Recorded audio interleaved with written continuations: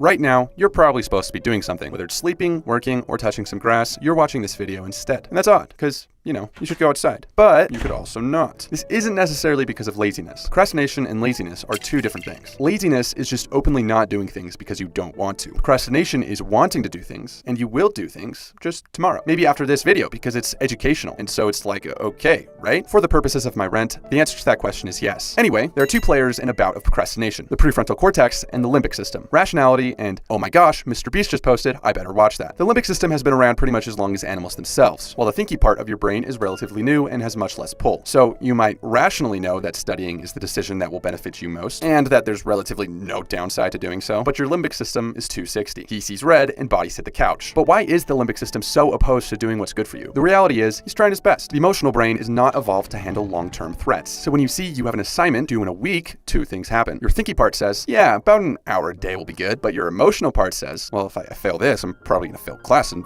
fail school and not graduate and not get a job and just starve, which I would say is generally bad. The emotional part perceives this as a bad thing that's happening right now, caused by whatever work you should be doing, and therefore sends out signals to avoid that bad thing, your work. The thinky part can try its best to send out signals saying everything is fine actually, but its efforts are almost entirely futile. Remember, he's 260, not much you can do. In fact, usually your prefrontal cortex will be so intimidated that he joins in and starts justifying the decision to procrastinate. But we're getting ahead of ourselves. Productive stuff can be seen as a threat from multiple different angles, not just anxiety. The work might seem overwhelming, or just really hard. Or you're scared that if you actually try your best and fail, there will be no excuse for your shortcomings, and you won't be able to blame the embarrassing performance on the fact that you procrastinated. Your failure will be entirely due to your fundamental inability to succeed. But most likely, it's simply less interesting than Minecraft parkour Reddit stories. Either way, procrastination is always a form of self-regulation failure, where repairing your current mood takes priority over anything. The thing is, the brain is really bad at predicting its future mood. If you put a task off, it guesses that when it's time to do that task again, it will feel the same way about it as it does now. But wait, I thought the brain procrastinates because it feels bad. Yeah, which is why the moment you decide to delay the task, it feels good. And this is the feeling it thinks it's going to feel in the future when doing that task again. This whole process manifests itself in 6 words. I'll feel like doing this later. The reality is, probably not. There are 2 ways to repair this cognitive flaw. First, time travel, which isn't a joke, just an uncreative name. You essentially envision what confronting that work in the future will actually feel like, hopefully realizing it's just as bad then. This comes with the risk of tricking your brain into releasing juicy signals that you already did the work, which is why I wouldn't recommend this method. Also, because the name sucks. Second, super stupidus, which isn't its actual name, but I had to replace the real name because apparently most scientists got rejected from film school for a reason. In this method, you literally just assume your prediction is wrong, which is much more reliable because it almost always is. But now you're just sad because the work is hard now and hard later. And then my first instinct is to look down upon you as if I'm not making this video for myself. If video good or helpful, then subscribe, like,